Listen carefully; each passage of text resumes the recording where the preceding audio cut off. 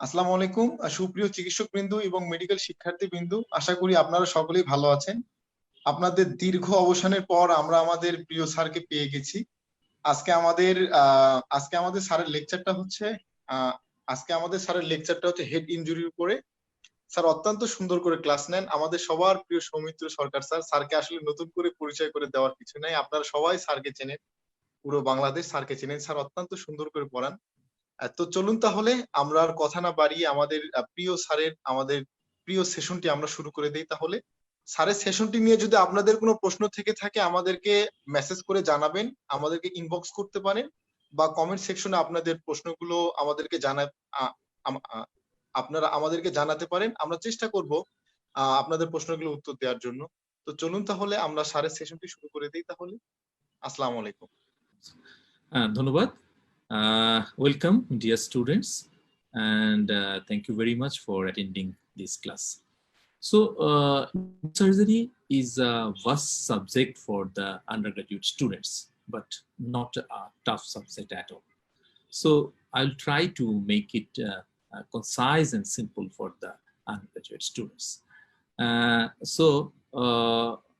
আমরা এখানে অ্যাডমিনকে বলবো যে আমরা এখানে কোন কোন মেডিকেল কলেজের কতজন স্টুডেন্ট আছে এটা যেন পরে আমাকে নাম্বারটা জানানো হয়, কারণ is a very good opportunity for a virtual platform to interact in a vast number or large number of students in different medical colleges and institutions.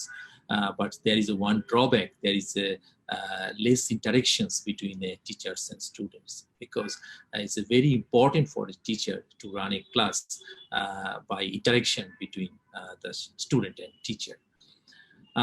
আমরা আজকে যে লেকচারটা নিব এটা অলরেডি আমি আমাদের medical college, Shaheed Suhrawardy medical college এবং আগে আমি যখন ময়মনসিংহ মেডিকেল কলেজে ছিলাম তখন আমরা নিয়েছি। সেটাকে আমরা আরেকটু আপডেট করে ভেরি একটা সিম্পল ওয়েতে আমরা সেটা দিব। তাহলে আমাদের যে লেকচারের যে বিষয়বস্তু আমরা অলরেডি হেডিং দিয়েছি, head injury and it's management.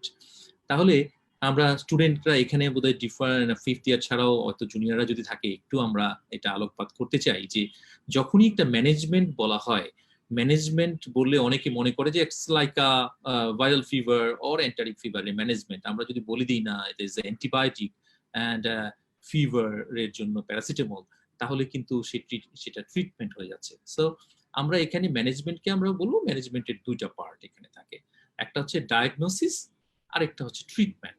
তাহলে first diagnose the disease, then give the treatment. Diagnosis করতে হলে আমাদের কি করতে হবে?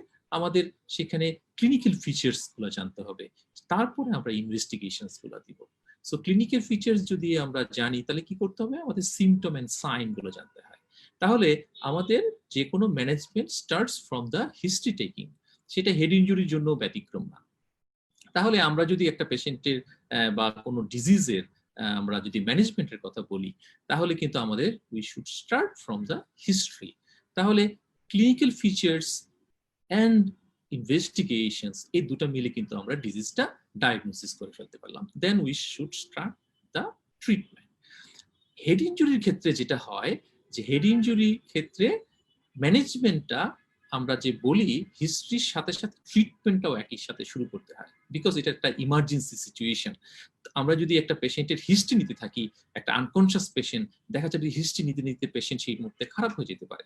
তাহলে সেক্ষেত্রে এই ক্ষেত্রে হেড ইনজুরির ক্ষেত্রে কিন্তু আমাদের ম্যানেজমেন্টের পার্টে আমাদের কিন্তু অ্যাজ হিস্ট্রি টেকিং, এক্সামিনেশন, এটার সাথে সাথে কিন্তু ট্রিটমেন্টও সাইড বাই সাইড শুরু করে দিতে হবে। তাহলে আমরা স্লাইডে যাব, স্লাইড দেখিয়ে আবার আমরা এখানে আসবো। সেখানে তাহলে আমরা যদি দেখি এখানে ফার্স্ট স্লাইডটা দেখা হচ্ছে, এটা সোহরাওয়ার্দী মেডিকেল কলেজের একটা স্লাইড। আমরা স্লাইড শোতে যদি যাই, এটা স্লাইড শোতে গেলাম। এটা একটা সোহরাওয়ার্দী মেডিকেল কলেজের প্রিমিসটা দেখানো হয়েছে, and the photograph was taken few years back on the Department of Neurosurgery. এখানে আমাদের টপিক সেটা, and this is it's me, and I'm a neurosurgeon, and I'm proud to be a neurosurgeon. So I will try to make this subject in a simple. So be with me and try to be attentive, then it will be benefit for you. এখন আমরা যে head injury বলছি, আমরা একটা ডেফিনিশনসে যাব। This is not the definition. তাহলে আমরা যে হসপিটাল বা ইনস্টিটিউশনস সারা বিশ্বের যতগুলো আছে, বা আমরা যদি আমাদের বাংলাদেশের প্রেক্ষাপটে চিন্তা করি, তাহলে আমরা অনেক সময় বলি না যে আমাদের Dhaka medical college is the best medical college, অথবা শহীদ সোহরাওয়ার্দী মেডিকেল কলেজ, সলিমুল্লাহ, বা যে মেডিকেল কলেজে আছে। তাহলে আমরা যদি সেটাকে বলি, গভর্নমেন্ট তো একটাকে র্যাঙ্কিং করে দিয়ে দিয়েছে 1 2 3 4, কিন্তু আসলে সায়েন্টিফিক্যালি আমরা যদি একটা মেডিকেল কলেজ বা ইনস্টিটিউশনসকে বলি this is the best institutions or medical college, তাহলে কি বিষয়ের উপরে সাধারণত জোর দিতে হয়? এটা সারা বিশ্বেই কিছু জিনিস ইউনিফর্মলি এটাকে মেনটেন করা হয়। সেটা হচ্ছে যে মেডিকেল কলেজ বা হসপিটালে neurosurgical service and the cardiac সার্ভিসটা সবচেয়ে ভালোভাবে দেয়া যায় এবং খুব ইমার্জেন্সি সেটা দেয়া যায়, তাহলে সেই ইনস্টিটিউশনের র্যাঙ্কিং সবসময় উপরে থাকে। তাহলে আমরা যে মেডিকেল কলেজে আমরা আছি, সেখানে যদি আমরা চিন্তা করি যে সেখানে আমাদের কার্ডিয়াক কোনো সমস্যা হলে সেই ট্রিটমেন্টটা সেই প্রম্পটলি খুব ভালোভাবে দেওয়ার মতো সেখানে এটা আছে কিনা, সার্ভিসটা আছে কিনা, অথবা একটা হেড ইনজুরি পেশেন্টস বা নিউরোসার্জিক্যাল অন্যান্য ডিজিজগুলা ওখানে কিভাবে সেটাকে অ্যাড্রেস করা হচ্ছে। যদি সেটা আপ টু দ্য মার্ক এবং ইন্টারন্যাশনাল স্ট্যান্ডার্ড হয়, তাহলে আমরা বলবো আমাদের সেই ইনস্টিটিউশনটা হচ্ছে best institution in our country. তাহলে সেটা যদি হয়, তাহলে আমরা একটা আরো জিনিস দেখি, নিউরোসার্জারিতে কিছু ইমার্জেন্সি কেস থাকে, কিছু রুটিন কেস থাকে। দেখা যাচ্ছে যে এই ইমার্জেন্সি টোটাল নিউরোসার্জারি কেসগুলোর জন্য head injury is the main thing, মানে এটা হচ্ছে মেইন পেশেন্টস বাল্কটা এই হেড ইনজুরি নিয়ে ডিল করতে হয়। ধরো তুমি একটা অপারেশন আমরা ঠিক করেছি যে আমরা একটা ব্রেইন টিউমার অপারেশন করব আজকে, কিন্তু দেখা গেল যে তোমার কাছে একটা হেড ইনজুরি পেশেন্ট নিয়ে আসলো, মাথার মধ্যে রক্তক্ষরণ হয়েছে, ইমার্জেন্সি পেশেন্ট, তখন তো তুমি ওই রুটিন অপারেশনটাকে বাদ দিয়ে এই ইমার্জেন্সি পেশেন্টটাকে অপারেশন করতে হবে। সেই জন্যই বলা হয় যে management constitutes the major bulk of the work of any comprehensive neurological center around the world. তাহলে দেখা যাচ্ছে যে এই হেড ইনজুরি এগুলার ম্যানেজমেন্ট করতে করতে দেখা যাচ্ছে যে আমাদের বেশি সময় ব্যয় করতে হয় আদার ডিজিজ। তাহলে আমরা যদি এখন হেড ইনজুরি ডেফিনিশনসে যাই, হ্যাঁ, তাহলে আমরা কি বলবো? আমাদের স্লাইডে কিন্তু অনেক কথা লেখা থাকে, এই সব কথাগুলা কিন্তু তোমাদের জন্য সব ইম্পর্টেন্ট না। সো এখান থেকে জিজটা বের করে নিতে হয়। ভার্চুয়াল প্ল্যাটফর্মে আর আমি লেকচার ক্লাস নেই, সেখানে হচ্ছে ডিফারেন্সটা হয়। লেকচার ক্লাসে আমরা অনেক সময় স্লাইডটাকে অফ করে রেখে বলার চেষ্টা করি, এখানে একটু ডিফিকাল্ট হয় বারবার অফ করে যাওয়াটা। তাহলে আমরা যদি বলি যে হেড ইনজুরি, তাহলে জিনিসটা কি? So any injury to the head with or without loss of consciousness. যদি আমরা এতটুকু আমরা হেড ইনজুরি ডেফিনিশনসে বলি, তাহলে জিনিসটা কি দাঁড়ায়? তাহলে কেউ যদি বলে যে মাথায় আমি একটু সামান্য টোকা খেলাম, তাহলে কি সেটা আমার হেড ইনজুরি হবে? তাহলে যদি ডেফিনিশন এতটুকুই থাকে, তাহলে তো হওয়ার কথা যে any injury to the head with or without loss of consciousness. কিন্তু সেটা তখনই হবে if a patient seeks medical attention.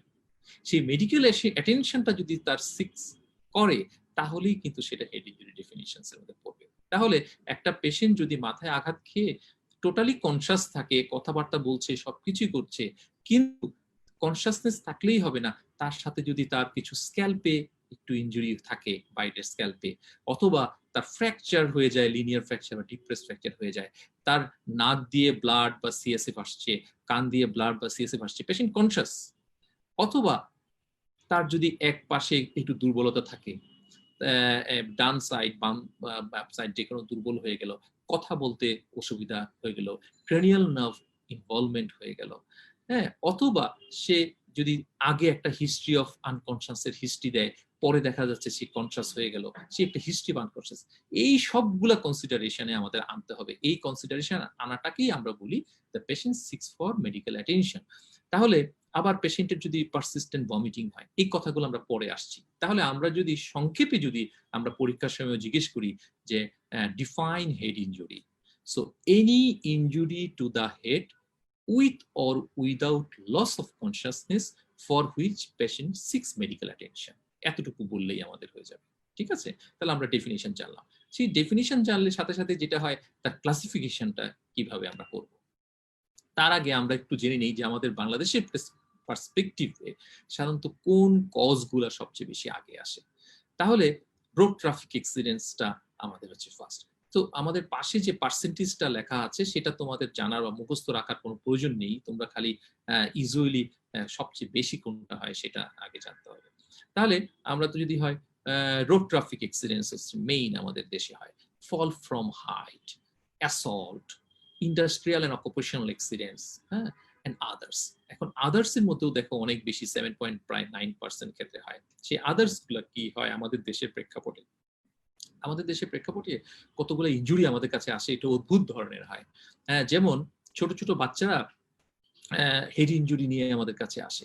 সেই হেড ইনজুরি গুলো হয় কি ম্যাক্সিমাম ক্ষেত্রে দেখা যাচ্ছে যে আমাদের টিভি ট্রলি যেটা আছে সেটা খুব হালকা একটা ট্রলি থাকে, তার উপর একটা ভারী টিভি বসানো থাকে বা কোনো কিছু বসানো থাকে। ওটা বাচ্চারা যখন ট্রলি টান দেয় তখন দেখা যাচ্ছে যে মাথার মধ্যে টিভি বা ভারী কোনো জিনিস পড়ে যায়। এটা আমাদের দেশের জন্য খুব কমন, যেটা বাইরের দেশেই ভেরি আনইউজুয়াল এটা।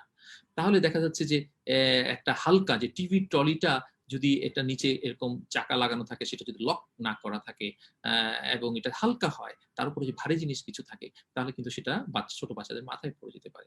অথবা আমাদের দেশের জন্য কিছু থাকে যে অনেক সময় মাথার মধ্যে যেমন বিভিন্ন সিজনে ফলের সিজনসে বা যেখানে মানুষজন গাছের নিচে দিয়ে যায়, মাথার মধ্যে তাল পড়ে যায়, মাথার মধ্যে নারকেল পড়ে যায়, অনেক কিছু এরকম পরে আমাদের কাছে আসে। আমাদের কাছে খুব কমন যে আমি গাছের নিচে দিয়ে যাচ্ছিলাম, মাথার মধ্যে আমার একটা নারকেল পড়ে গেছে। সো এগুলা কিন্তু বাইরের দেশে ইজ ভেরি আনইউজুয়াল, আমাদের দেশের জন্য এটা এটা খুব কমন।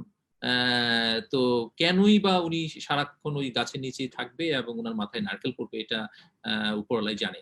আমাদের দেশে এইগুলা কিন্তু it's very unusual, but very common. Other দেশে আনইউজুয়াল, আমাদের দেশে কমন কিছু ইনজুরি আমাদের দেশে আছে। সো এইগুলো কিন্তু আদার্স এর মধ্যে যাবে। তাহলে কিন্তু রোড ট্রাফিক অ্যাক্সিডেন্টসটাই মেইনলি আমাদের এখানে হয়। এবং দেখা যাচ্ছে যে আমাদের এই যে হেড ইনজুরির ক্ষেত্রে দেখা যাচ্ছে যে প্রায় মোর দেন 70% ক্ষেত্রে এইগুলা অ্যাডমিশনের দরকার পড়ে যায়। এবং ইয়াঙ্গার এজ গ্রুপ বেশি এফেক্টেড হয় হেড ইনজুরিতে।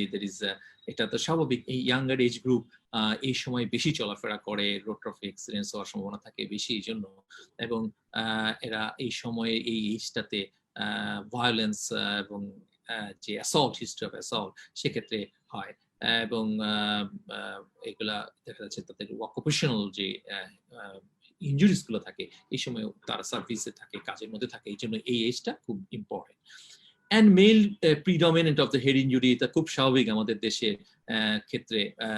এটা মেলটা প্রিডমিনেন্ট হবে হেড ইনজুরির ক্ষেত্রে, বেশি বাইরে যাতায়াত করে, জার্নি করছে বেশি, রোড ট্রাফিক অ্যাক্সিডেন্ট, অ্যাসল্ট সবকিছুতেই এগুলোতে বেশি হয়ে থাকে। তাহলে এই এজটা is very common for our country.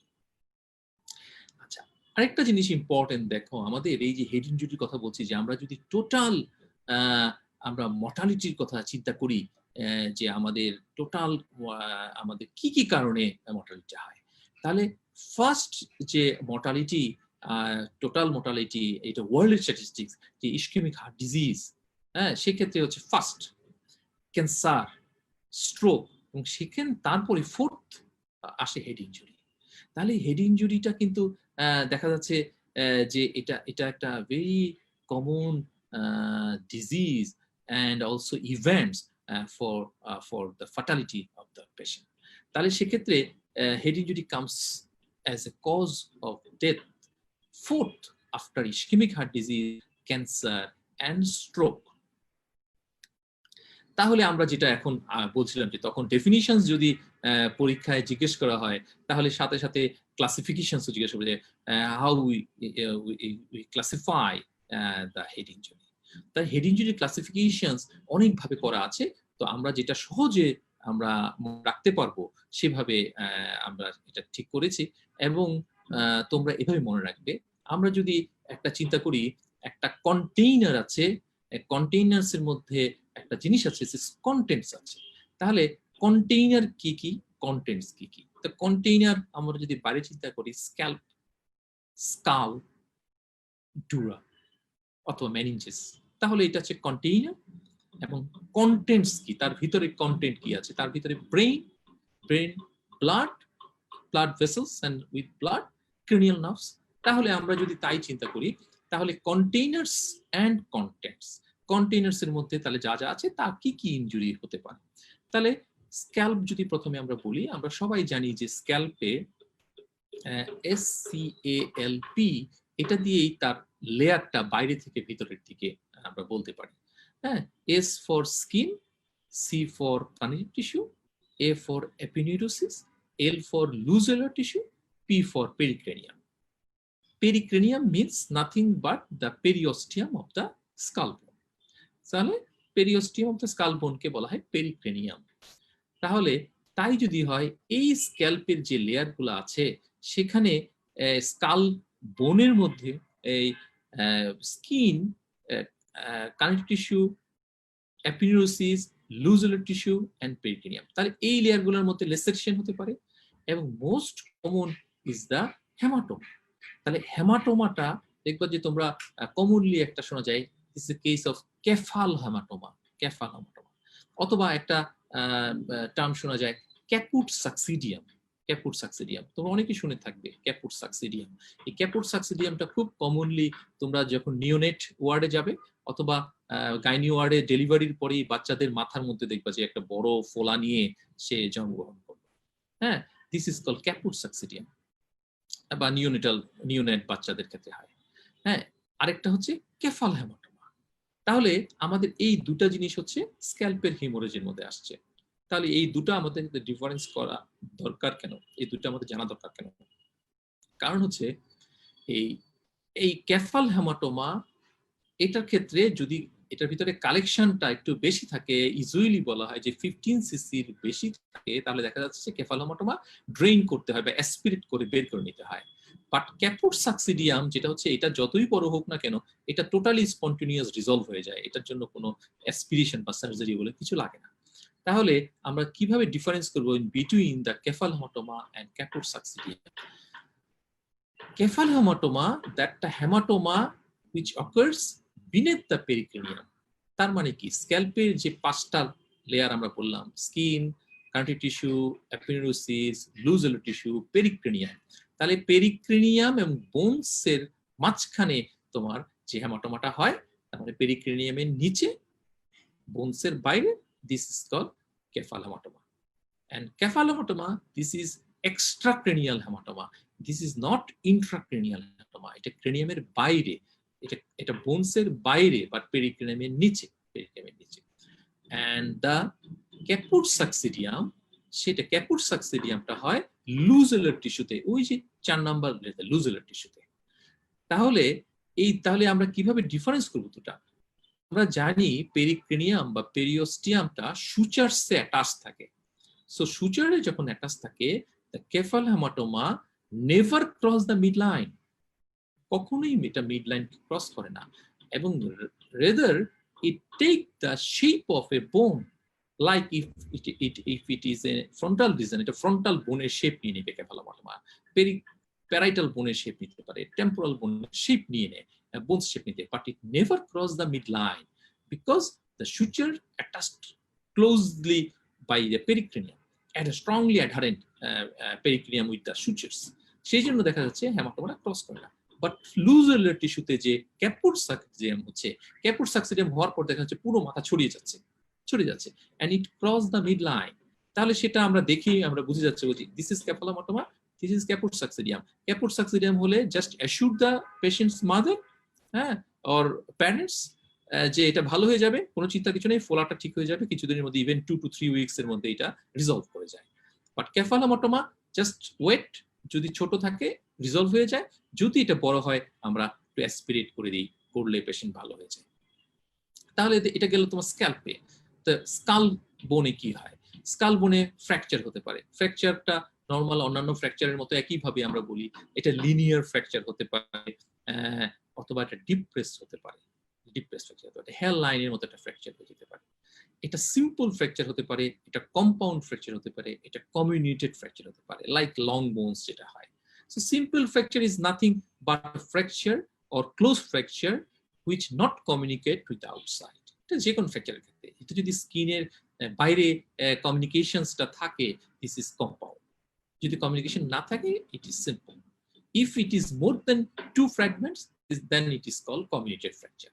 Comminuted can be simple, closed. Comminuted can be compound. ওটা ফ্র্যাগমেন্টের উপর ডিপেন্ড করে কতগুলো ফ্র্যাগমেন্টস আছে।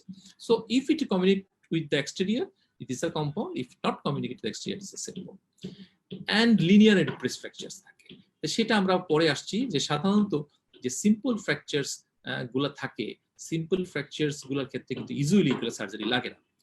আর কম্পাউন্ড ফ্র্যাকচার যেগুলো হয়, যেগুলো বাইরের সাথে কমিউনিকেটস করে যায়, সেক্ষেত্রে যদি ছোটও হয় সেটা সার্জারি করতে হয়। কারণ হচ্ছে তুমি ভিতরে একটা ইনফেকশনস ঢুকে বসেছে, এটা ওয়াশ আউট করে, this is called surgical toileting.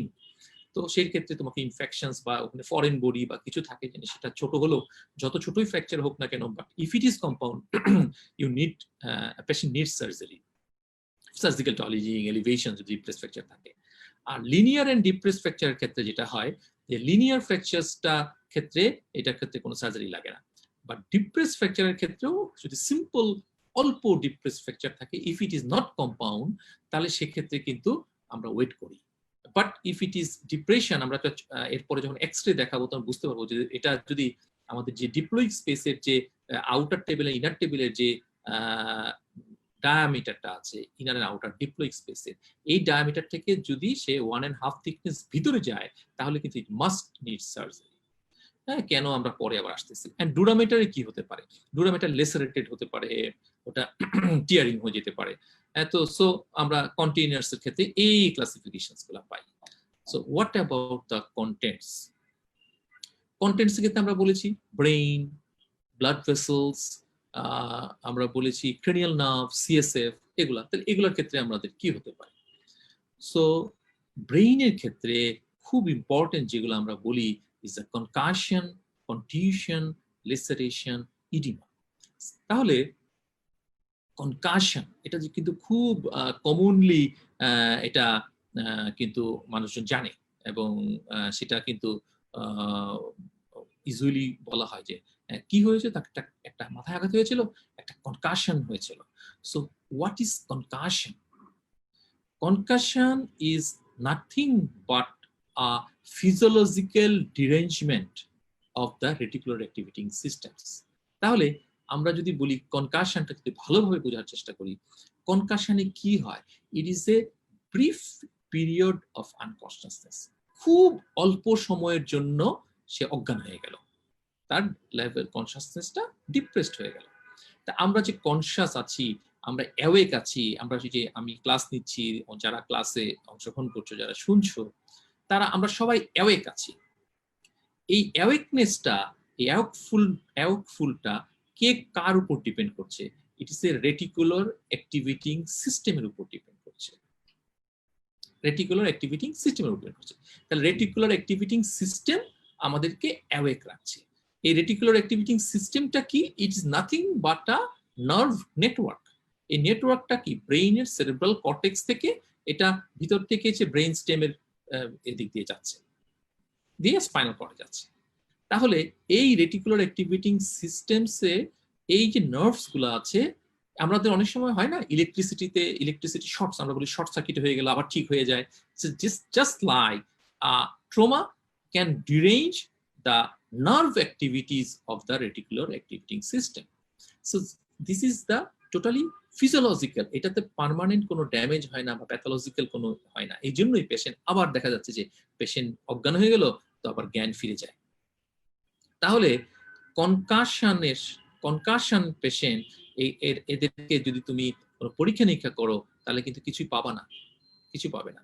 এবং এই কনকাশনের সাথে আরেকটা টার্ম খুব ইম্পর্টেন্ট লেখা নাই, this is called diffuse axonal injury. এটা কিন্তু একটা diagnosis.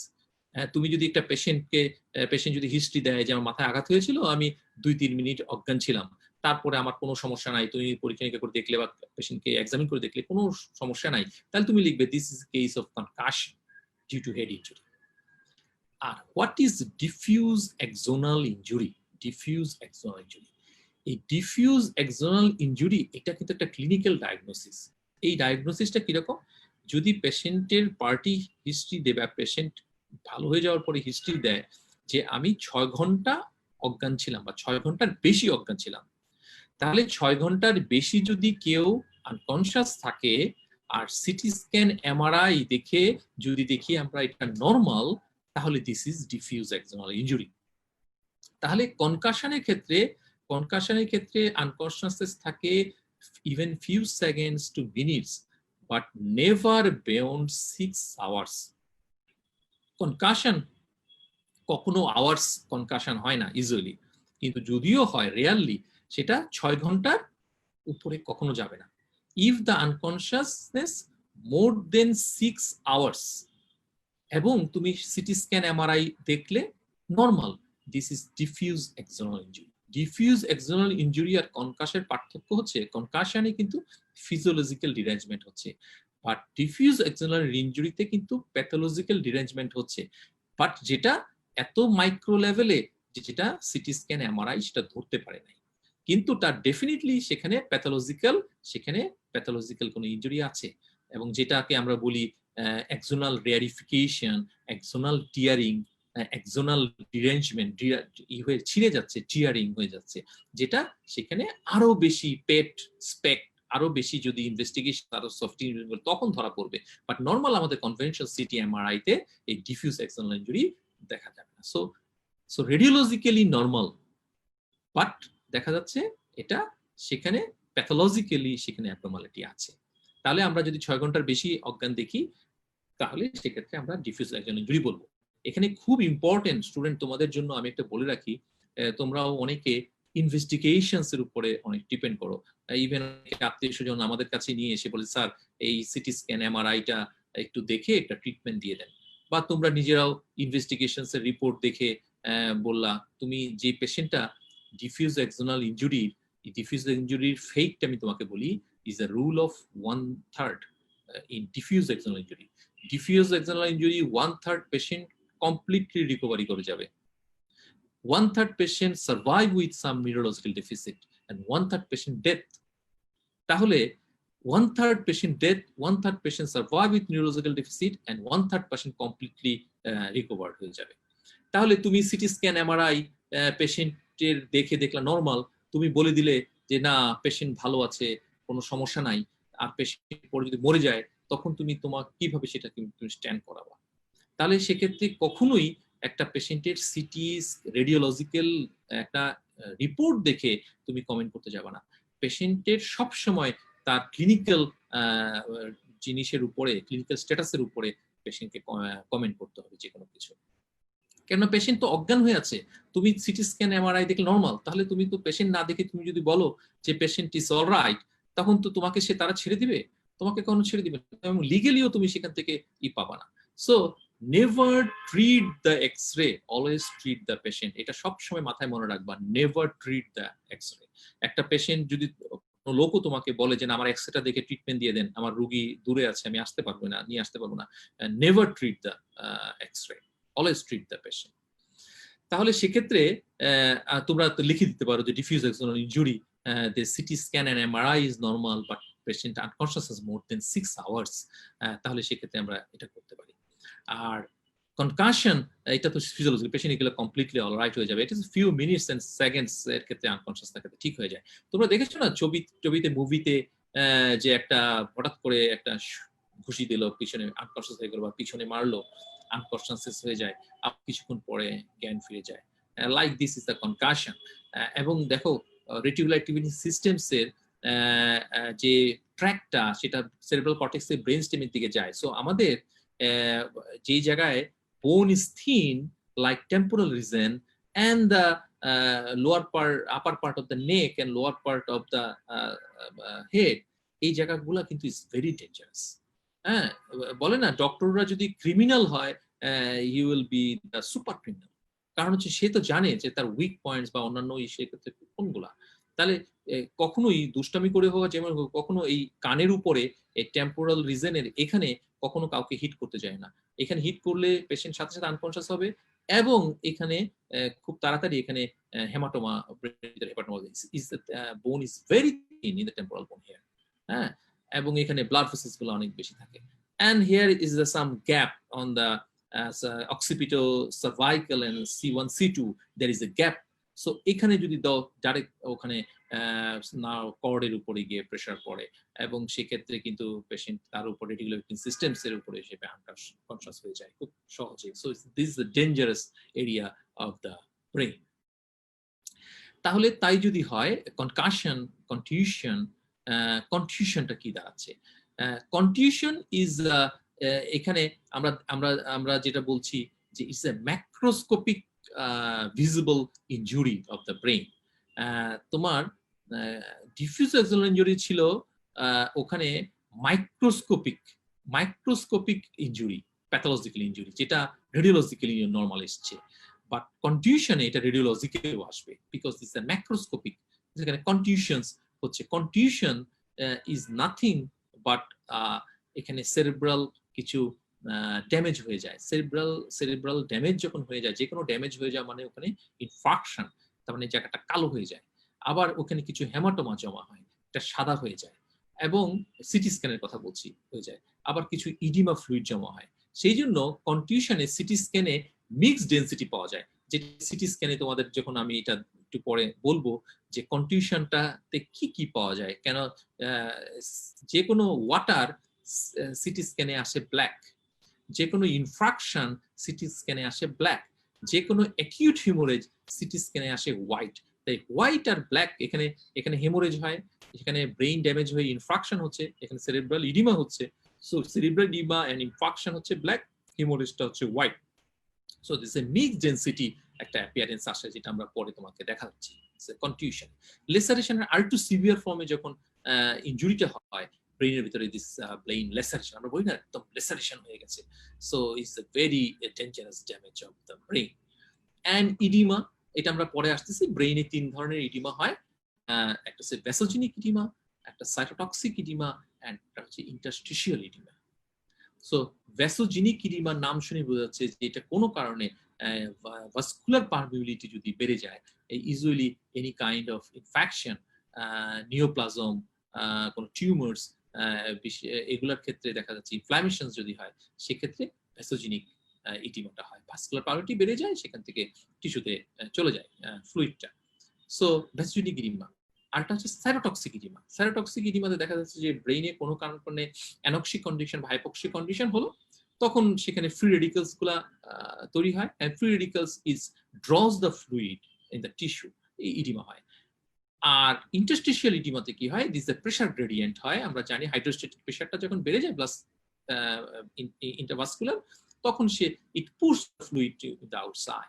So it is interstitial oedema. এই 3টা ইডিমার মধ্যে হেড ইনজুরিতে মেইনলি মোর দেন 90% ক্ষেত্রে হয় cytotoxic oedema, not vasogenic oedema. Vasogenic oedema less than 10% ক্ষেত্রে in case of head injury. সেই জন্য হেড ইনজুরিতে দেখা যাচ্ছে যে স্টেরয়েড আমরা যে অনেকে দেয়া হয়, it's a very controversy. Only less than 10% ক্ষেত্রে ভ্যাসোজেনিক ইডিমা হয়। ভ্যাসোজেনিক ইডিমাতে ছাড়া স্টেরয়েড তো membrane stabilising action. So membrane stabilising action হলে সে ভ্যাসোজেনিক ইডিমা ছাড়া সে কাজ করবে না। সেই জন্য সেরিব্রাল ইডিমাতে due to infection, brain tumours, এক্ষেত্রে steroid is very good drug, but not for the head injury patients. Head injury patient ক্ষেত্রে it's less than 10% ক্ষেত্রে এটা কাজ করবে. This is due to head injury, mainly এখানে হয় cytotoxic edema. So cerebral edema is 3 type: vasogenic edema, cytotoxic edema and interstitial edema.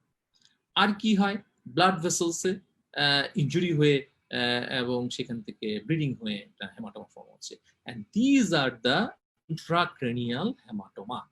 তাহলে আমরা যে আগে যেটা বললাম যে ক্যাফাল হেমাটোমা and caput succedaneum, এগুলো is outside the cranium, so this is the extracranial hemorrhage. So what are the intracranial hemorrhage? পরীক্ষার সময় ভাইবাতে যদি জিজ্ঞেস করা হয়, সো একটা যে কোনো অর্ডার মেনটেন করার চেষ্টা করবে, বাইরে থেকে ভিতরে আর ভিতর থেকে বাইরে। হ্যাঁ, তো ভাইবা তো সবাই পরীক্ষা দেয়, ভালো পরীক্ষা দেয়। আমার স্টুডেন্টরা বলে যে এত ভালো পরীক্ষা দিলাম, নাম্বারটা ঠিক মতো পেলাম না। কিন্তু কি তোমাদের এই ভাইবা বোর্ড, এটা তো লিগালি করা যায় না। যদি আমরা রেকর্ড করে তোমাদের দেখাতে পারতাম সবচেয়ে ভালো হতো। যে এক্সট্রা ডুরাল হেমাটোমা বলার পরে অনেক মনে করে বললো সাবারেকনয়েড, তারপরে বললো ইন্টারভেন্ট্রিকুলার। হ্যাঁ ঠিক আছে, আমরা সেক্ষেত্রে তুমি পাস হয়ে যাবে তোমার। But if you give order outside to inside or inside to outside, this will be a very good answer. অনেকেই সেটা দেয় এবং and they will carry a very good mark. সেক্ষেত্রে বাইরে সবচেয়ে যে হেমাটোমাটা হয় এক্সট্রা ডুরাল হেমাটোমা, আরেক নাম হচ্ছে এপিডুরাল হেমাটোমা। এপিডুরাল হেমাটোমা, তাহলে এই haematoma, this is the inside the bone cranium but outside the dura. This is the extradural hematoma or epidural hematoma. And a extradural hematoma, epidural hematoma, it's mostly this is the arterial origin. Arterial origin. তোমরা যখন bones গুলা পড়েছো first year second ইয়ারে heart পার্টে, cranial গুলা, parietal বোন, temporal bones এগুলো পড়েছো, তখন তোমরা দেখেছো যে there is a impression inside the bones. Impressions গুলা, ব্লাড ভেসেলস এর ইমপ্রেশন, বোনের গায়ে ইমপ্রেশন হয়েছে। অন্য কোনো জায়গায় এরকম ইমপ্রেশনস থাকে না, অন্য কোনো বোনসে যা থাকে নিউট্রিয়েন্টস আর ভিতর দিকে চলে যাচ্ছে। But these are the vessels of impressions of the middle meningeal artery and its branches. Middle meningeal artery and its branches. And middle meningeal artery is a branch of maxillary artery and maxillary artery is a branch of external carotid artery. তাহলে এই যে middle meningeal artery, এখন এইটা blood vessels এর ভিতরে এরকম একটা impression করে সে বেরিয়ে যাচ্ছে ইমপ্রেশন দিয়ে। তাহলে কোনো কারণে যদি বোনে একটা ফ্র্যাকচার হয়, লিনিয়ার ফ্র্যাকচার হোক, যেই ফ্র্যাকচার হোক, তাহলে দেখা যাচ্ছে ওই blood vessel middle meningeal artery injury হয়। এই মিডল মেনিনজিয়াল আর্টারি ইনজুরি হয়ে এখানে এক্সট্রাডুরাল হেমাটোমা বা এপিডুরাল হেমাটোমা ফর্ম করে। এবং ইউজুয়ালি দ্যাট এক্সট্রাডুরাল হেমাটোমাটা মেইনলি এটা হচ্ছে একটা ইয়াঙ্গার গ্রুপস এর বেশি হয়। Younger age group like 20 to 40 years এই এসে যে হেড ইনজুরিটা যে এজে সবচেয়ে কমন, সেখানে সবচেয়ে বেশি হয় এক্ষেত্রে। কারণ হচ্ছে এক্সট্রাডুরাল হেমাটোমা একদম ছোট বাচ্চাদের ক্ষেত্রে এক্সট্রাডুরাল হেমাটোমা কম হয়, because the dura is strongly adherent to the bone. তো সেক্ষেত্রে দেখা যাচ্ছে ওখানে পটেনশিয়াল স্পেসটা খুব একটা পায় না। তো সেক্ষেত্রে এক্সট্রাডুরাল হেমাটোমাটা এই নিওনেটস বা ছোট বাচ্চাদের খুব কম হয়, যে একদম ছোট বাচ্চাদের। এরপরে কিন্তু হয় আবার ইয়াঙ্গার এজ গ্রুপে হয়। আবার অনেক ওল্ড এজে সেই সময় আবার dura strongly adherent to the bones হয়ে যায়, সেক্ষেত্রে পটেনশিয়াল স্পেসটা পায় না। ঠিক আছে, তাহলে এক্সট্রাডুরাল হেমাটোমাটা mainly is the arterial origin এবং এটা ইয়াঙ্গার এজ গ্রুপে হয়। And what about subdural? তাহলে extradural এর পরে subdural। subdural হেমাটোমাটা কোন কিসের মধ্যে হয়? তাহলে এটা হচ্ছে subdural, ডুরার নিচে অ্যারাকনয়েডের বাইরে subdural হেমাটোমা। তাহলে ডুরার নিচে অ্যারাকনয়েডের বাইরে, তাহলে এই subdural হেমাটোমাটা মেইনলি এটা হচ্ছে ভেনাস অরিজিন। extraduralটা ছিল এটা mainly venous origin subdural haematoma. এবং ভেনাস অরিজিন দেখে এটা আস্তে আস্তে আস্তে আস্তে আস্তে বড় হতে থাকে। এক্সট্রাডুরাল হেমাটোমা সময় দেয় না, because it's the arterial origin, immediately তোমাকে ব্যবস্থা নিতে হবে এক্সট্রাডুরালে। সাবডুরাল কিছু সময় দিবে, তোমাকে সময় দিবে, বিকজ ভেনাস আস্তে আস্তে আস্তে আস্তে ব্লিডিং গুলো হয়। এবং এই সাবডুরাল হেমাটোমাটা এটা সাধারণত এক্সট্রাডুরাল হেমাটোমার উল্টা এইজে হয়।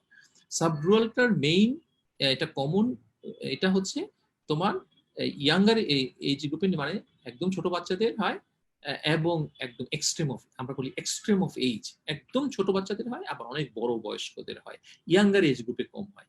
এইটা সাধারণত এই সাবডুরাল হেমাটোমাটা এটা ভেনাস অরিজিন, এটা সাধারণত দুই ভাবে হয়, একটা একিউট, একটা ক্রনিক। তো এক্সট্রাডুরাল হেমাটোমাটা is chronic, is very rare because this is arterial origin. Arterial origin তো আস্তে আস্তে ব্লিডিং হবে না, ক্রনিক হওয়ার সম্ভাবনা থাকে খুব কম, হলেও খুব রেয়ার।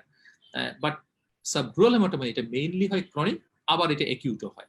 সো একিউট যখন হয় তখন কিন্তু তোমার ওই এইজ গ্রুপটা ওভাবে মানে না, যে কোনো এইজ গ্রুপে হতে পারে। But for the chronic subdural haematoma দেখা যাচ্ছে যে এটা একদম ছোট বাচ্চাদের হয় এবং বেশি বয়স্কদের হয়। এখন এটা কেন হয় আমরা যদি বলি সাবডুরাল হেমাটোমাটা, সেটা হচ্ছে সাবডুরাল হেমাটোমা বয়স এক্সট্রিম এজে হয়। তোমরা যদি ভালো করে এটা আসলে বোর্ডে আমরা একে দেখাই, তো আমরা এটা তো ভালো করে তোমাকে দেখাতে পারবো না, জানি না। যদি ভেনাস সাইনাস গুলো চিন্তা করো, সেজিটাল সাইনাসটা এরকম ভাবে থাকে, তো আর এখানে ব্রেইনের যে সারফেসটা থাকে, এই ব্রেইনের সারফেসে এখানে ভেনাস থাকে, ধরো সেরেব্রাল ভেইনস গুলো থাকে। এই ভেইন এবং সাইনাসের মধ্যে যে জাংশনটা, এই গ্যাপটার মধ্যে এরকম কর্টিক্যাল কতগুলো ভেইন থাকে, টর্চুয়াস, এরকম এরকম এরকম এরকম এরকম টর্চুয়াস, লাইক এরকম সাপের মতো এরকম টর্চুয়াস থাকে। দেখো উপরওয়ালা কিভাবে সেট করেছে। টর্চুয়াস ভেইন গুলা যখন বয়স হয়ে যায় তখন সেরেব্রাল অ্যাট্রফি হয়, ব্রেনটা ছোট হতে থাকে। ব্রেনটা যখন ছোট হয়ে যায় তখন এই টর্চুয়াসিটি গুলো এখন স্ট্রেট হয়ে যায়, স্ট্রেট ট্র্যাকশনে স্ট্রেট হয়ে যায়। অন্য সময় কিন্তু টর্চুয়াসিটি, সুতরাং ব্রেনটা যখন নড়াচড়া করে এই টর্চুয়াসিটি অফ দ্য ভেইনের জন্য ভেইন গুলা কিন্তু বড় হয়, তখন কিন্তু স্প্রিং এর মতো কোনো সমস্যা হয় না। কিন্তু যখন এইজটা অনেক বেশি হয়ে যায় তখন এই ব্রেনটা ছোট হয়ে যায়।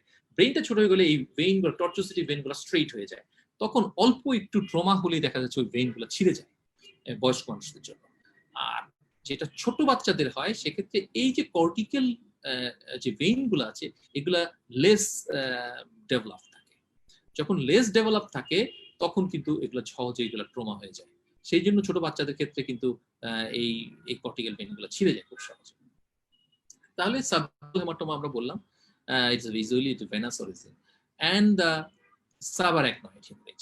এই সাবারাকনয়েড হিমোরেজটা বোঝা যাচ্ছে অ্যারাকনয়েডের নিচে, ব্রেন প্যারেনকাইমার বাইরে। সো ব্রেইনের যে কোনো সাবারাকনয়েড স্পেস যেখানে যে ফিশার্স গুলা বা সাবারাকনয়েড স্পেসে সেখানে হেমাটোমা যদি হয়ে যায় তাহলে আমরা সাবারাকনয়েড হিমোরেজ। এবং এই সাবারাকনয়েড হিমোরেজটা সাধারণত দেখা যাচ্ছে ট্রমার জন্য হয়, আবার অনেক সময় ট্রমা ছাড়াও অনেক সময় ভাস্কুলার কিছু অ্যানিউরিজমস থাকে, তারপরে আর্টারিওভেনাস ম্যালফরমেশন থাকে, এগুলো ছিঁড়ে গিয়ে হয়। এবং টিপিক্যালি সাবারাকনয়েড হিমোরেজ পেশেন্ট গুলা হিস্ট্রি এবং যদি ক্লিনিক্যাল হিস্ট্রি নাও দেখবে যে সাডেন সিভিয়ার হেডেক, হঠাৎ করে পেশেন্টের এমন মাথা ব্যথা শুরু হবে, never experienced before, bolt from the blue, blow from the back, অনেক কিছু বোঝানোর জন্য বইয়ে লেখা আছে এগুলা, যে sudden severe headache never experienced before, বিনা মেঘে বজ্রপাতের মতো, bolt from the blue and blow from the back, কে মনে হচ্ছে পিছন থেকে ব্লো করে দিয়েছে। এরকম করে মাথা চেপে ধরে পেশেন্ট শুয়ে পড়ে, মাথায় পড়ে যায়, পড়ে যায়, নিচে পড়ে যায়, আনকনসিয়াস হয়ে যায় এবং সাথে ভমিটিং হতে থাকে, চোখে ঘোলা দেখতে থাকে। এইগুলা যদি এরকম হয় তাহলে বুঝে নিতে হবে এটা সাবারাকনয়েড হিমোরেজ হয়েছে। আরেকটা হিমোরেজ হচ্ছে ইন্ট্রাসেরেব্রাল অর ইন্ট্রাপ্যারেনকাইমাল হিমোরেজ। এটা যদি ব্রেইনের ভিতরে বা সেরেব্রামের ভিতরে বা সেরেবেলামের ভিতরে বা প্যারেনকাইমার ভিতরে বিভিন্নটা হয়, সেটা ইন্ট্রাসেরেব্রাল হিমোরেজ বলবো আমরা। এটা আমরা পরে সিটি স্ক্যান ছবি দেখছি। এন্ড ভেন্ট্রিকলস এর মধ্যে যদি ব্লাড হয় সেটা বলি ইন্ট্রাভেন্ট্রিকুলার হিমোরেজ। তাহলে আমরা যদি আউটসাইড টু ইনসাইড বলি যে extradural haematoma, subdural haematoma, subarachnoid haemorrhage, intracerebral haemorrhage and intraventricular haemorrhage. তাহলে আমরা কিন্তু ক্লাসিফিকেশনস এর মধ্যে আছি। আমরা কন্টেইনার্স আগে বলে দিয়েছি, এখন আমরা বলছি কন্টেন্টস। তার মধ্যে কিন্তু আমরা ব্রেইন এন্ড ব্লাড ভেসের কথা বললাম। And what are the cranial nerves. Cranial নার্ভসে ইনজুরি হতে পারে, লাইক ট্র্যাকশন, ছিঁড়ে যেতে পারে, এভালশন, ট্র্যাকশন ইনজুরি হয়ে যেতে পারে এবং হয়ে ছিঁড়ে যেতে পারে, এভালশন হতে পারে। অথবা কোনো বোনি ফ্র্যাগমেন্টস সেখানে গিয়ে কম্প্রেশন, ক্রেনিয়াল নার্ভ কম্প্রেশন হতে পারে। তাহলে এই ক্রেনিয়াল নার্ভস গুলো কিন্তু হেড ইনজুরির ক্ষেত্রে এটা হয়ে যায়। তো হেড ইনজুরির ক্ষেত্রে এবং ইন্ট্রাক্রেনিয়াল প্রেশারস যদি বেড়ে যায় তাহলে কিন্তু সবচেয়ে মেইনলি যে ক্রেনিয়াল নার্ভটা ইনজুরি হয়, মানে যেটা raised due to raised intracranial pressure, সেটা হচ্ছে 6 ক্রেনিয়াল নার্ভ। তাহলে ডাইরেক্ট ট্রমার জন্য যদি হয় তাহলে কিন্তু facial nerves and other ocular nerves গুলা ইনজুরি হয়। এবং আমাদের ফার্স্ট নার্ভ যেটা অলফ্যাক্টরি, এগুলা কিন্তু মেইনলি ইনজুরি হয় ডাইরেক্ট ট্রমার জন্য। আর যদি রেজড ইন্ট্রাক্রেনিয়াল প্রেশারের জন্য সেকেন্ডারি কোন নার্ভটা বেশি ইনভলভ হয় জিজ্ঞেস করা হয়, this is the 6th cranial nerve. Because আমরা যদি পরীক্ষা জিজ্ঞেস করি যে cranial nerve which one the longest cranial nerve, longest cranial nerve বললে কিন্তু বলা হয় ভেগাস নার্ভ। এটা ভেগাস নামই এসছে ভ্যাগামন্ড থেকে। ভ্যাগামন্ড হচ্ছে যে ঘুরে বেড়ায়, এদিক সেদিক সব জায়গায় যায়। So vagus nerve is the longest nerve. But which nerve is the longest intracranial course? সবচেয়ে বেশি ইন্ট্রাক্রেনিয়ালি সবচেয়ে বেশি অংশ কোন নার্ভটা, সেই নার্ভটা হচ্ছে 6th ক্রেনিয়াল নার্ভ। দেখো এটা অরিজিন এই ব্রেন স্টেম থেকে, এটা অরিজিন শুধুমাত্র চোখের একটা মাসেলকে সাপ্লাই করার জন্য, লেটারাল রেকটাস মাসেলকে সাপ্লাই করার জন্য ব্রেন স্টেম থেকে এখানে আসে। সো একটা মাসেলকে সাপ্লাই করার জন্য আসে এবং এই আসার এই পথে যে কোনো জায়গায় সে ইনজুরি হতে পারে। সো দেখা যাচ্ছে যে রেজড ইন্ট্রাক্রেনিয়াল প্রেশারে জন্য এটাকে বলা হয় ফলস লোকালাইজিং সাইন। এটা পরে আমরা বলবো। So this is a 6th cranial nerve. False localising sign বলা হয় কেন? তুমি জানো না যে কোথায় ইনজুরিটা হয়েছে। লোকালাইজিং সাইন মানে আমরা লোকালাইজ করতে পারি এই ইনজুরির জন্য এই নার্ভটা হয়েছে এই সমস্যাটা হবে, বা আমরা যদি গেস না করতে পারি, this is call false localising sign. এছাড়া কি হতে পারে, সিএসএফ এ এটা আমাদের খুব কমন, হেরির মাথায় আঘাত পড়ার পর দেখা যাচ্ছে যে নাক দিয়ে সিএসএফ আসতেছে, এবং অনেকেই সেটা বুঝতে পারে না, হয়তো মনে করে যে না এটাতে মিউকাস আসতেছে, সর্দি আসতেছে। তখন কিন্তু এটা ডিফারেন্স করা যায় ইজিলি। একটা টেস্ট আছে, এটা পরে আমরা বলছি তোমাকে, দেখাবো পরে। যদি নাকে দিয়ে এরকম আসে, টেস্টলেস এরকম ড্রপ বাই ড্রপ এরকম পড়তে থাকে, this is call CSF rhinorrhoea. আবার শুধু ব্লাডও আসতে পারে, যেটাকে আমরা বলি ব্লাড রাইনোরিয়া। আবার কান দিয়ে আসতে পারে, যদি সেক্ষেত্রে আমরা সিএসএফ আসে আমরা সিএসএফ অটোরিয়া, আর যদি ব্লাড আসে আমরা ব্লাড অটোরিয়া হতে পারে। আর সেই সিএসএফটা কোনো কারণে ইনজুরি হয়ে, ডোরা ইনজুরি হলো, সেখানে ইনফেক্টেড হয়ে যেতে পারে, দিস ইজ মেনিনজাইটিস ডেভেলপ করে যেতে পারে। অথবা দেখা যাচ্ছে যে হেমোরেজ হয়ে তার সার্কুলেশন ব্লক হয়ে গেল, যে সিএসএফ পাথওয়ে ব্লক হয়ে গিয়ে সেই অ্যাকিউট হাইড্রোকেফালাস, সেখানে হাইড্রোকেফালাস ডেভেলপ করে যায়, হেমোরেজটা গিয়ে ভেন্ট্রিকুলার পাথে ক্লটটা ব্লক করে দিল, সো ভেন্ট্রিকুলার সিএসএফ পাথওয়েটা বন্ধ হয়ে গেল, তখন হাইড্রোকেফালাস ডেভেলপ করে। আরেকটা হয় লিকুইড সাবরোল স্পেস, সাবরোল হাইগ্রোমা, অনেক সময় বয়স্ক মানুষদের ক্ষেত্রে এটা হয়। So very important for the students Glasgow coma scale. আমার ধারণা যে মোর দেন 80% স্টুডেন্টই এটা খুব ভালোভাবে জানে এবং মুখস্থ করে ফেলে, কিন্তু এটা তোমার সব সময়ের জন্যই এটা লাগবে, এই গ্লাসগো স্কোমা স্কেলটা, ইন্টারপ্রিটেশনটা। কিন্তু Glasgow coma scale is very important for the diagnosis and the classification of the head injury. Head injury ক্লাসিফিকেশনটা আমরা যেটা বলেছি, এরপর একটা ক্লিনিক ক্লাসিফিকেশনস আছে যেটা আমরা গ্লাসগো স্কোমা স্কেল দিয়ে করবো, এই জন্য এটা গ্লাসগো স্কোমা স্কেলটা বলে পরে এটা বলছি what do mean by minor head injury, একটা mild head injury, moderate head injury, severe head injury. কেউ বলবে আমার কেউ কোনো পেশেন্ট সিভিয়ার হেড ইনজুরি হয়েছিল, তখন অনেকে হাসতে পারে যে কি সিভিয়ার ইনজুরি, এটা একটা কোন diagnosis, but this is the clinical diagnosis. Minor head injury, mild head injury, moderate head injury and severe head injury, this is a clinical diagnosis, এটা আমরা পরে বলছি। তাহলে Glasgow comma scale, we all know that Glasgow is a capital of Scotland. এটা আসলে এখন এডিনবারাতে এটাকে transfer করা হয়েছে। সেখানে সেই গ্লাসগোর সায়েন্টিস্টরা যেটা করেছে এত আগে, সেটা যুগ যুগ ধরে চলে আসতেছে এবং it's very important, and head ইনজুরির প্রগনোসিস কি অবস্থা সেটার উপরে ওটা ডিপেন্ড করে। তাহলে তাই যদি হয়, আমরা তিনটা জিনিসকে এখানে হয়, is the eye opening, best motor response, best vocal response. তাহলে আমরা যদি টোটাল স্কোরটা করা হয়, দেখা যাচ্ছে high score is 15, lowest is 3, 3 means it's a death or coma 3। তাহলে আই ওপেনিং, একটা পেশেন্ট স্পন্টিনিয়াসলি আই ওপেন করছে, চোখ বন্ধ করছে, চোখ খুলছে, দিস ইজ, তখন তাকে 4 দিয়ে দিবে। কিন্তু সে স্পন্টিনিয়াস আই ওপেনিং তার নাই, সে চোখ খুলছে বন্ধ করছে না এরকম, বাট কোনো ডাকলে পরে দেখা যাচ্ছে সে খুলছে, তার মানে এই পেশেন্টটা ড্রাউজি, পেশেন্ট ড্রাউজি, পেশেন্ট চোখ খুলতেই পারছে না, তুমি ডাক দিলে তারপর চোখ খুললো, this is drowsy, so this is the 3। না ডাক দিলেও চোখ খুলছে না, সো পেইনফুল স্টিমুলাই, যেসব সাইট গুলো আছে, ইয়ার লবিউলস, নিপল, নেক বেড, সেগুলাতে দিলে পরে দেখা যাচ্ছে যে চোখ খুলছে, তো তখন দ্যাটস দ্য পয়েন্ট অফ 2। কোনো কিছুতে কিছু হচ্ছে না, সো 1।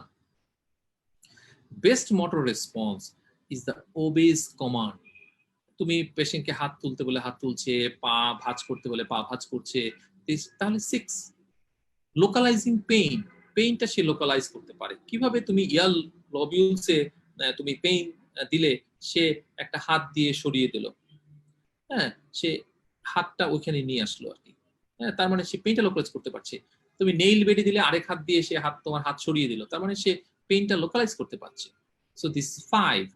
উইথড্রল, উইথড্রল মিনস হচ্ছে সে লোকালাইজ করতে পারছে না, তার হাতে শক্তি আছে, বাট তুমি লিভেলসে দিলে সে মাথাটা সরিয়ে নিচ্ছে, কিন্তু হাত দিয়ে সে ওখানে যেতে পারছে না, দিস ইজ উইথড্র। উইথড্র হলে 4 দিতে হবে। অ্যান্ড দ্য ফ্লেক্সর রেসপন্স, তুমি যখন পেইন দিবে, মানে ফ্লেক্সর রেসপন্স হচ্ছে, পেইন দিলে extensor response, flexor flexor response হচ্ছে, এক্সটেনশন হয়ে যাচ্ছে এরকম করে। তাহলে সেক্ষেত্রে ফ্লেক্সর রেসপন্স যদি পেইনফুল স্টিমুলাই 3 হয়, এক্সটেন্সর রেসপন্স 2। আর আমাদের এখানে বলা হচ্ছে বেস্ট মোটর রেসপন্স যদি এক হাতে লেফটে ফ্লেক্সর রেসপন্স এন্ড রাইটে এক্সটেন্সর হয়, তাহলে তুমি ফ্লেক্সর কি ধরতে হবে। So best motor response, so যে লিম্বসে যেটা বেশি থাকবে সেটা কি ধরতে হবে। সো এক হাতে যদি ফ্লেক্সর, এক হাতে এক্সটেন্সর হয়, তাহলে ফ্লেক্সরটাকে ধরতে হবে point. So this is the best motor response. And the best vocal response, oriented, এখন পেশেন্ট ওরিয়েন্টেশন আছে। ওরিয়েন্টেড কিভাবে থাকবে, আমরা অনেক কিছু দিয়ে ওরিয়েন্টেশন দেখতে পারি, তবে orientation time, place, person, time, place, person, এই তিনটা জিনিস হচ্ছে সবচেয়ে ইম্পর্টেন্ট যে ওরিয়েন্টেড আছে কিনা। তুমি পেশেন্টকে জিজ্ঞেস করবে তুমি আপনি কোথায় আছেন, এটা এটা কি বাসা নাকি হসপিটাল, সে তো বলবে। সে যদি বলে না হসপিটাল, বাসা না, তারপরে তুমি পার্সন জিজ্ঞেস করবে, তুমি যাদেরকে তার আত্মীয় স্বজন আছে বলে যে তাকে চিনেন, এরকম করে জিজ্ঞেস করবে যে সে কে, আপনার কে হয় তুমি জিজ্ঞেস করবে। আবার তুমি বলো না যে আপনি কি আমাকে চিনেন, সে তোমাকে নাও চিনতে পারে। তোমরা তো স্টুডেন্টরা অনেক সময় অ্যাপ্রনই পড়ো না, ডাক্তাররাই অনেক সময় অ্যাপ্রন পড়ে না। অ্যাপ্রন ছাড়া তুমি এক্সামিন করতে গেলে পেশেন্ট তোমাকে ডাক্তার বা স্টুডেন্ট নাও মনে করতে পারে। তো তখন তখন তুমি মাইন্ড করো না যে আবার তোমাকে চিনতে পারলো না। সো যে যে যাকে চিনতে পারে সেরকম মানুষকে জিজ্ঞাসা হবে। অ্যান্ড টাইম জিজ্ঞেস করবা যে এখন কি, সেটা এখন কি সকালবেলা না রাত না দুপুর, এরকম জিজ্ঞেস করো। আবার জিজ্ঞেস করো না যে কয়টা বাজে, পেশেন্ট তো নাও জানতে পারে। হ্যাঁ, তুমি বলতে পারো যে হ্যাঁ এখন তো আপনি বলছেন 10টা, এখন তো সকাল 9টা বাজে, এরকম বললে কিন্তু হবে না। So gross, it should be gross. আচ্ছা, তাহলে so orientation, time, place, person, time, place, person, তাহলে এই ওরিয়েন্টেশন ঠিক আছে। কনফিউজড কনভারসেশন, যদি এই কোনো একটাতে সমস্যা হয়, যে টাইম, প্লেস, পার্সনের মধ্যে সমস্যা, তখন তাকে আমরা কনফিউজড বলবো। কনফিউজ দিয়ে তাকে 4 পয়েন্ট দিব। ইনঅ্যাপ্রোপ্রিয়েট ওয়ার্ডস 3, তাহলে সে কিছু একটা পুরো সেন্টেন্স বলতে পারে না, বাট কিছু কিছু ওয়ার্ড বলতে পারে সে। হ্যাঁ, সেই ওয়ার্ড গুলো ইমপ্রপার, ইনঅ্যাপ্রোপ্রিয়েট, একটার সাথে একটা মিলছে না। So this is called words, but সে ওয়ার্ড পুরোটা বলতে পারে, একটা সেন্টেন্স বলতে পারছে না। অথবা যদি ইনকম্প্রিহেন্সিবল সাউন্ড, তার মানে সে একটা ওয়ার্ড বলতে পারে না, কতগুলো সিলেবল বলতে পারে, কিন্তু ওয়ার্ড বলতে পারে না। দিস গোঙ্গানি গ্রোনস বলি আমরা। So it is incomprehensible sounds. And কোনো কিছু রেসপন্স নেই, 1। তাহলে এখানে আমরা দেখে নিলাম, যদি high score 15, low score death or coma, তাহলে সেটাকে আমরা কিভাবে আমরা ক্লাসিফিকেশন করছি হেড ইনজুরিতে। If the Glasgow coma scale 14 to 15, তাহলে 15 কি তো নরমাল, এই 15 হলেও তার হেড ইনজুরি হতে পারে। আমরা বলেছি যে হেড ইনজুরি ক্ষেত্রে হতে পারলে তার আগে একটা আনকনশাস হিস্ট্রি ছিল, এখন নরমাল। তার স্ক্যাল্পে একটু ইনজুরি আছে, তার হয়তো একটা লিনিয়ার ফ্র্যাকচার হয়েছে, তার নাক দিয়ে এসেছিল বা কান দিয়ে এসেছিল, এগুলো কিন্তু সব কনসিডার করতে হবে হেড ইনজুরির মধ্যে। এখন সে এগুলো যদি না থাকে, সে তোমার পাশে এক বন্ধু বললো যে তুই আমার হেড ইনজুরি করে দিছিস, তাহলে তো তার কথাই তার হবে না।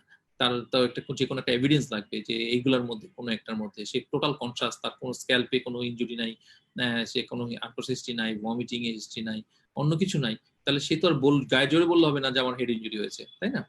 সো মাইনর হেড ইনজুরি তাকেই বলি if it is GCS is 14 to 15, and the mild head injury Glasgow muscle is 12 to 13, and moderate head injury is 7 to 12. That's সবচেয়ে ইম্পর্টেন্ট হচ্ছে আমরা 12 নিচে এবং 7 উপরে আমরা বলি it's the moderate head injury. If it is less than 7 it's the severe head injury. তাহলে সেই severe head injury, moderate head injury, mild head injury, minor head injury, এগুলো মাথায় রাখতে হবে। কারণ হচ্ছে এগুলোর উপর ডিপেন্ড করে তোমার সিটি স্ক্যানের লাগবে কিনা সেটা কি ইম্পর্টেন্ট। আমরা বলবো what are the criteria for the CT scan of head injury. আমরা বলছি কোন criteria for admission neurosurgery unit. তুমি হসপিটালে ভর্তি করে দিবে, হসপিটালতে নিয়ম হচ্ছে ক্যাজুয়ালিটি ওয়ার্ডে যাবে, এন্ড ক্যাজুয়ালিটি ওয়ার্ড থেকে এটা নিউরোসার্জারিতে যাবে কিনা, অপারেশনের জন্য যাবে কিনা, অবজারভেশনে যাবে কিনা সেটা ঠিক করবে। So this is a very important criteria for the CT scan of criteria for CT scan in head injury patient and admission in the neurosurgery unit. আরেকটা জিনিস খেয়াল করবে, যে কোনো ইনজুরির সাথে অ্যাসোসিয়েটেড কিছু ইনজুরি থাকে, তাহলে নিউরোসার্জনের কাছে গেলে সে ব্রেইন, স্পাইনাল কর্ড, অন্য কিছু নার্ভস গুলো চিন্তা করবে, অন্য কিছু চিন্তা করবে না তা না।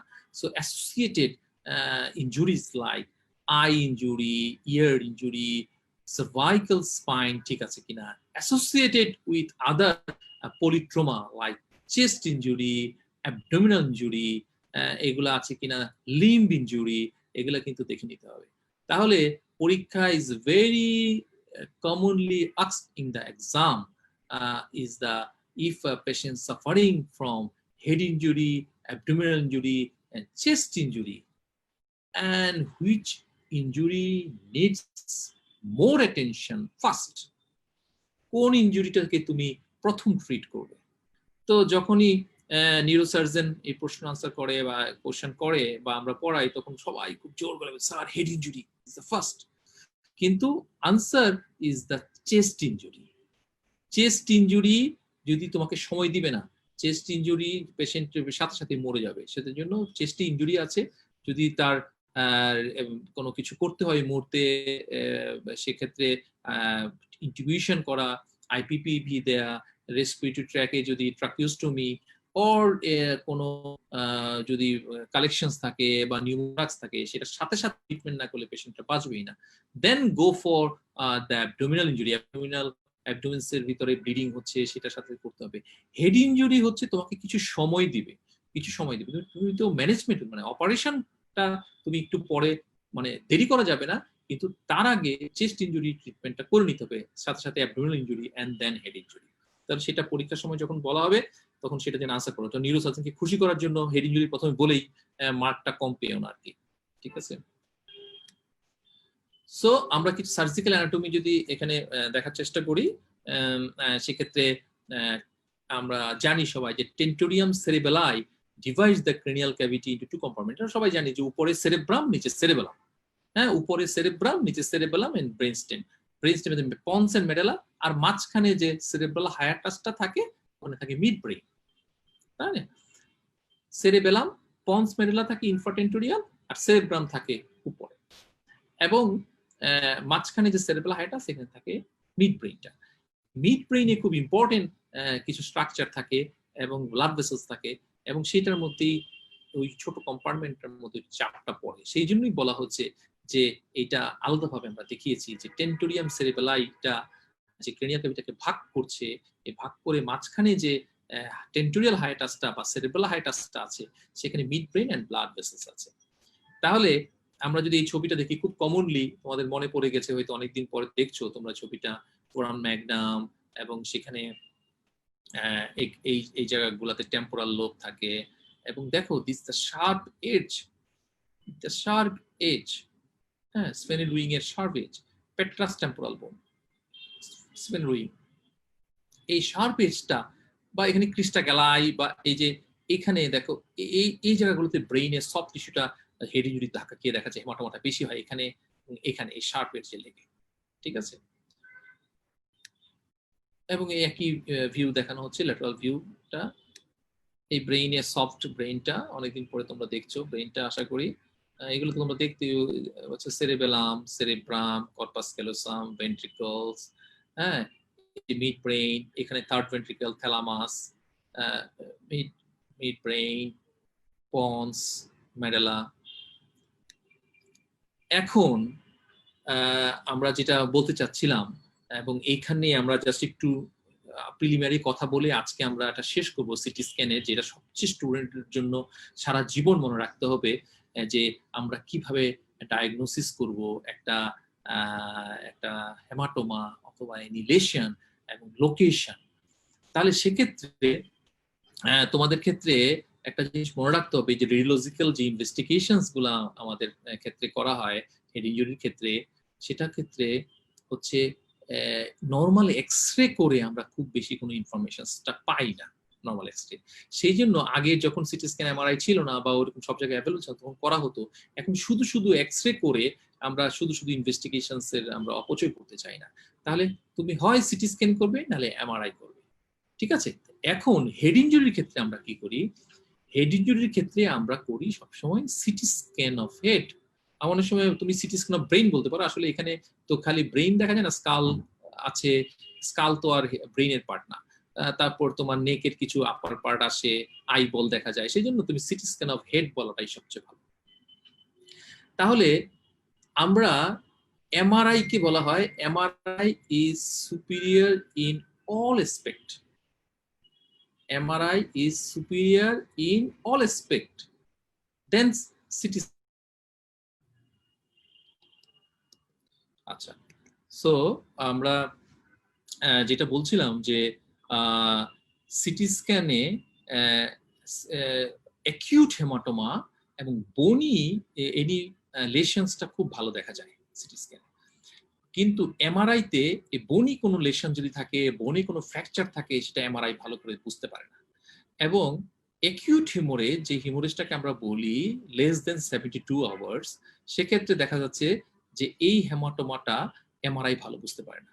সো এমআরআই এর জন্য অন্য যে কোনো কিছু, এরপরে ক্রনিক হেমোরেজ হয়, সাবঅ্যাকিউট হেমোরেজ হোক, any tumours, any lesion, MRI is superior then CT scan, but CT scan is superior than MRI only two aspects. This is the any bony pathology, fracture or bony tumors or acute hemorrhage. সেই জন্য head ইনজুরির ক্ষেত্রে সবচেয়ে important investigation is the CT scan of head. তাহলে আমরা এই এতদিন আমরা, তোমরা যে দেখেছো সফট পার্ট, হার্ড পার্ট, তোমরা ওখানে দেখে এসছো, তাহলে এখন তোমাকে রেডিওলজিক্যালি তোমাকে দেখে বুঝতে হবে যে লেশনটা কি এবং এটা কোন রিজনে আছে। If it is a frontal region, এটা কি টেম্পোরাল রিজন, এটা কি অক্সিপিটাল রিজন, এটা কোথায় আছে। আচ্ছা, তাই যদি হয় আমরা একটা সিটি স্ক্যান আমরা এখন তোমাদের সামনে দেখাচ্ছি। এটা একটা সিটি স্ক্যান। তাহলে সিটি স্ক্যানটা, সিটি মানে কি কম্পিউটারাইজড টোমোগ্রাফি। আগে বলা হতো ক্যাট স্ক্যান, সিএটি মানে কম্পিউটারাইজড অ্যাক্সিয়াল টোমোগ্রাফি। কারণ হচ্ছে সিটি স্ক্যান সবসময় অ্যাক্সিয়াল ফিল্মে হয়, অ্যাক্সিয়াল ফিল্মে।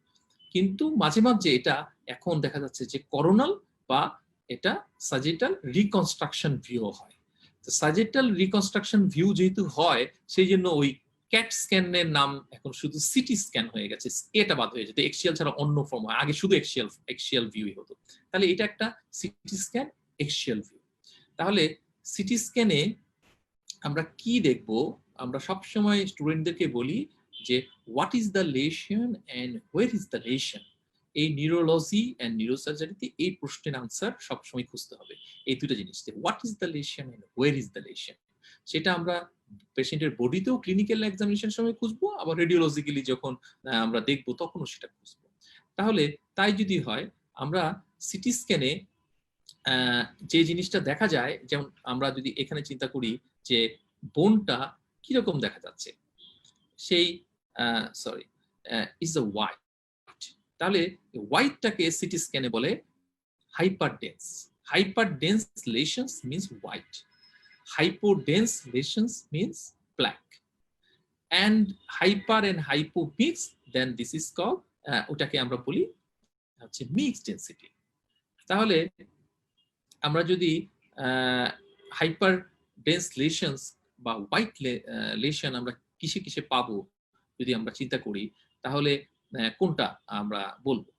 তাহলে তিনটা জিনিস আমরা বলবো যে হোয়াইট পাওয়া যায় সিটি স্ক্যানে। একটা হচ্ছে বোনস, আমরা চোখের সামনে দেখতে পাচ্ছি, বোনসটা হোয়াইট পাওয়া যায়। ক্যালসিফিকেশন, কোথাও যদি ক্যালসিফিকেশন থাকে সেটাকে আমরা হোয়াইট পাবো। আর যদি অ্যাকিউট হিমোরেজ কোথাও পাওয়া যায়, সেক্ষেত্রে আমরা হোয়াইট পাবো। তাহলে acute haemorrhage less than 72 hours, blood, bones and calcification, আমরা হোয়াইট পাবো। আর ব্ল্যাক কি কি পাবো? এই যে চোখের সামনে আমরা দেখতে পাচ্ছি ভেন্ট্রিকলস ব্ল্যাক, ভেন্ট্রিকলস এর ভিতরে সিএসএফ থাকে। তাহলে আবার যদি আমরা তার পরের সেকশনটা দেখি, আমরা যদি এখানে দেখি যে এয়ার যেটা আছে, সাইনাসের ভিতরে যে এয়ার সাইনাসের যে এয়ারটা আছে, ইট ইজ ব্ল্যাক। হ্যাঁ, আবার ফ্লুইড সেটা ব্ল্যাক। তাহলে এয়ার আমরা ব্ল্যাক পাবো, ফ্লুইড আমরা ব্ল্যাক পাবো। কোথাও যদি ইনফার্কশন থাকে, ইনফার্কশন বা ডেথ অফ দ্য সেল, সেখানে আমরা ব্ল্যাক পাবো। এবং যদি কোনো জায়গায় হেমাটোমাটা ক্রনিক হয়ে যায়, ইটস মোর দেন 3 উইকস, সেখানে আমরা ব্ল্যাক পাবো। Chronic haematoma black, it is more than 3 weeks, সেক্ষেত্রে আমরা ব্ল্যাক পাবো। আর হচ্ছে কিছু কিছু টিউমার্স আছে, যে টিউমারটা লো গ্রেড টিউমার, বলে লো গ্রেড গ্লামা, হ্যাঁ, তাহলে সেক্ষেত্রে আমরা সেটাও আমরা ব্ল্যাক পাবো।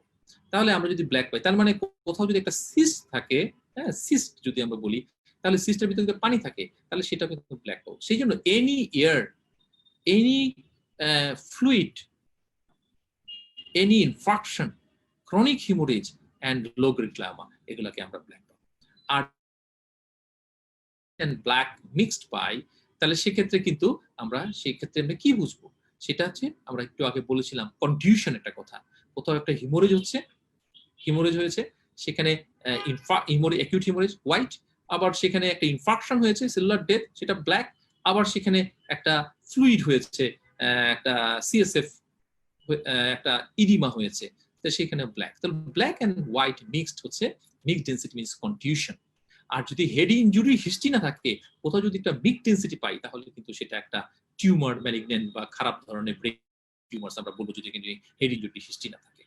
তাহলে এইভাবে আমরা বুঝতে যাব। আর হচ্ছে আমরা এই যদি বুঝি সিটি স্ক্যানের আমাদের একটা সাইড, যে সাইডটা আমরা দেখতে পাচ্ছি, দিস দ্য রাইট সাইড, আমি জানি না আমার কার্সারটা কাজ করছে না, সো রাইট এন্ড লেফট আমরা দেখে নিব কোনটা, ফ্রন্টাল রিজন কোনটা, অক্সিপিটাল কোনটা, সেরেবেলাম কোনটা, টেম্পোরাল রিজন কোনটা, তাহলে সেই রিজন অনুযায়ী আমরা ভাগ করে নিব। আমরা মনে হয় নেক্সট ক্লাসে আমাদের, যেহেতু আমার কম্পিউটার একটু সমস্যা করছে, কার্সারটা কাজ করছে না, আমি তোমাদের দেখাতে পারছি না, আমরা নেক্সট ক্লাসটা আবার একই সপ্তাহে একটা করে নিতে চাই। তো সেক্ষেত্রে আমরা সিটি স্ক্যান ইন্টারপ্রিটেশন আমরা সুন্দর করে প্রথম থেকে আবার স্টার্ট করব। তা আমার মনে হয় আজকে এতটুকুই আমরা শেষ করি। স্টুডেন্টরা, আমি জানি না ওরা যদি কোনো কোশ্চেন থাকে তাহলে হয়তো করতে পারে, বা আমি জানি এই মুহূর্তে অ্যাডমিন বলতে পারবে কি অবস্থা। ঠিক আছে, তাহলে আজকে আমরা এখানে শেষ করি। জি sir, Thank you so much, sir. Okay Assalamu alaikum. Okay, হ্যাঁ, ওয়ালাইকুম আসসালাম।